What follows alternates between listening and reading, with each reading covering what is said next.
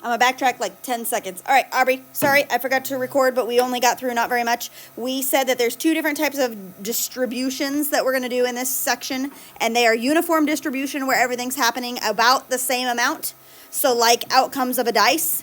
So you roll a 1 this many times, you roll a 3 this many times, whatever. Those are happening with equal consistency. So my towers are about the same height, so it's like kind of uniform straight across. Otherwise, we have a normal distribution. And that is a bell-shaped curve where your average lives in the middle and most people are average, with it tapering off like we talked about. If we're height, like Simon lives over here and there's not very many of them. That's why the towers are not very tall over here, because there's not very many people that live here, not very many people that live here. Okay.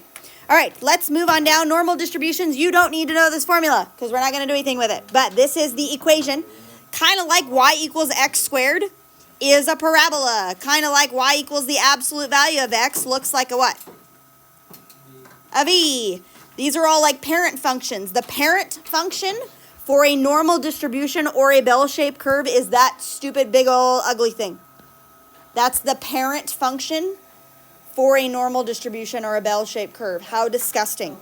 How disgusting. That's a normal distribution or a bell-shaped curve. Okay?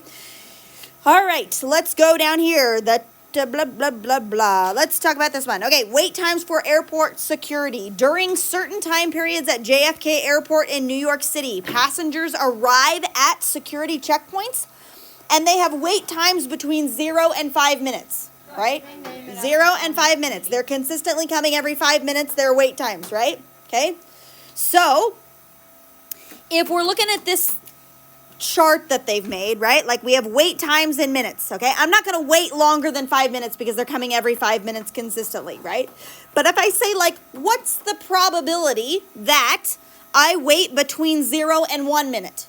Or what's the probability that I wait between 3 and 4 minutes, right? Same as Probability is over here on the side, and that's 0.2. How did they get 0.2?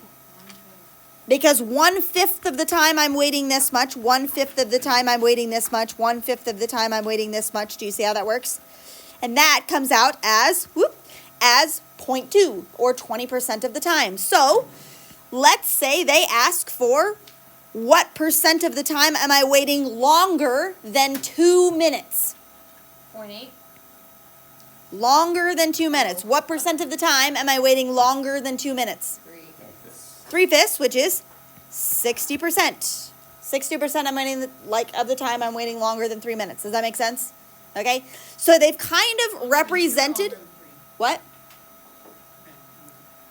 3 or more or longer than 3. Yeah, don't worry about the inclusive or not inclusive type of thing, whatever.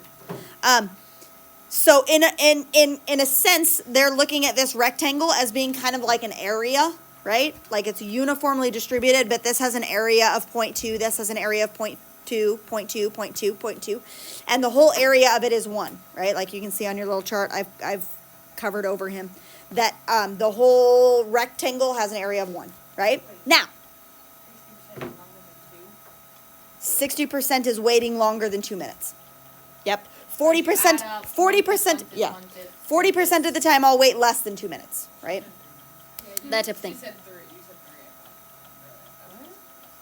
Did I say 3? I probably did. Whatever. There. Sorry. Longer than 2 minutes. Longer than 2 minutes. Okay, now, we're talking about that rectangle having an area of 1 or 100%, right? Okay? Yep. In the same way, a bell-shaped curve, all of the areas underneath of these, like keep in mind like these slices of rectangles are different sizes than the slices of rectangles over here, but all of these slices of rectangles should add up to be 100%, right? Okay? Your average is in the middle. If you're talking 1 standard deviation, we just went over these numbers, but let's do it again. What percent approximately should live within 1 standard deviation of the mean? 68%. What percent lives within 2 standard deviations? So from here to here. 95%. What percent lives within 3 standard deviations? I'll go below. 99.7%. So you can live outside of 3 standard deviations, but only 0.3% is living outside of those, right? That is like not many. That is like 3 out of every 1,000 people live outside of here, right? Those are like the 8 foot tall people, right? or like the 7'6" or whatever, right? Those are really freakishly tall and like the really, really short That's people, not very right? nice. I mean, like, there's nothing wrong with them. Whatever. It's fine. But that's like 3 out of every 1,000 people live outside of that region, right? Okay? So, but all of those should add up to be 100%, right? Got it? Yeah? Okay. Let's do example 2. And, oh, we already asked this question. Hey, look at this. Given the uniform distribution, find the probability that randomly selected passengers have a wait time lasting of at least 2 minutes. 2 is here. That would be like this shaded area right here, and 0.2 is the like probability of any section. Take it times 3, that's 60%, or 0.6 is the chances that that happens, right? Beautiful, beautiful. Okay, I'm gonna do this last chart and then we'll stop. Oh, these are flyers. Never mind. Okay, I'm gonna do this last chart and then we'll stop. But we'll stop before finding probabilities when given z-scores. Okay. All right. We're going to talk z-scores really quick, and I'm going to do this. I'm going to erase this chart and put down in the corner. Talking standard normal distribution. Right here. Let's say that this is for the ACT. I have no idea if these numbers are right. Not a clue.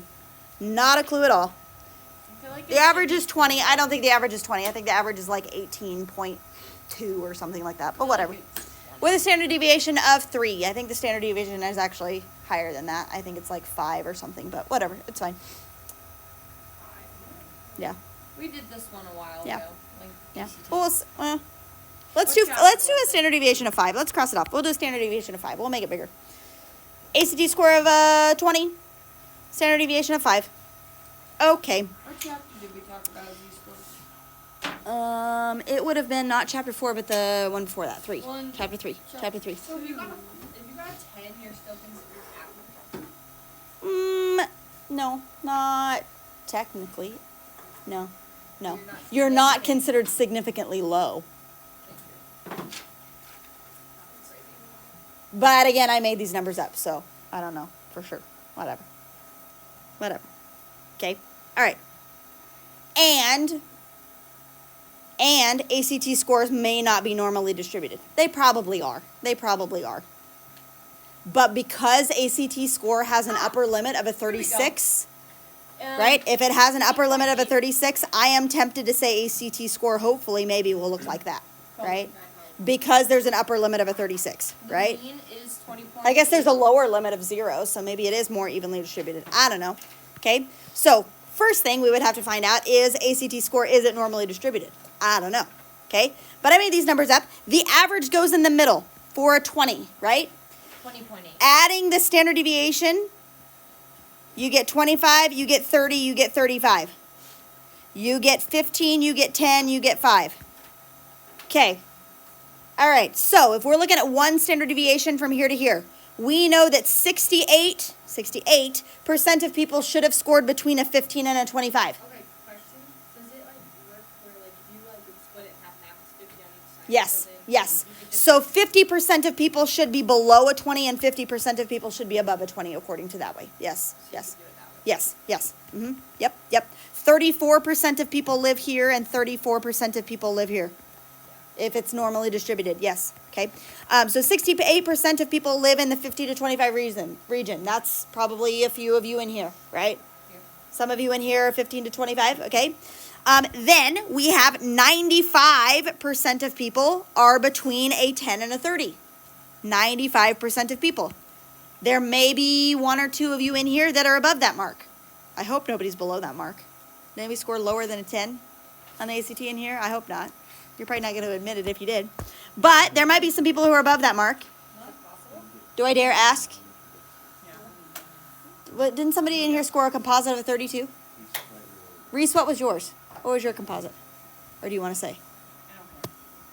Was it 30? So Reese is right on the border. I wanted to say somebody was a 32, but maybe that was just in math. Connor was a 31, so Connor would be above here. He would be in the top 2.5% if this data was accurate, right?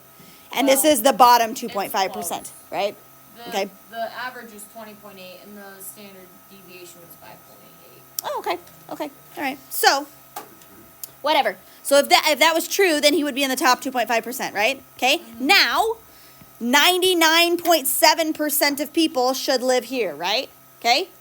Now, if you got a 36, you would be in the top like 0.15%, right? If you got a 36 exactly, which is probably true, right?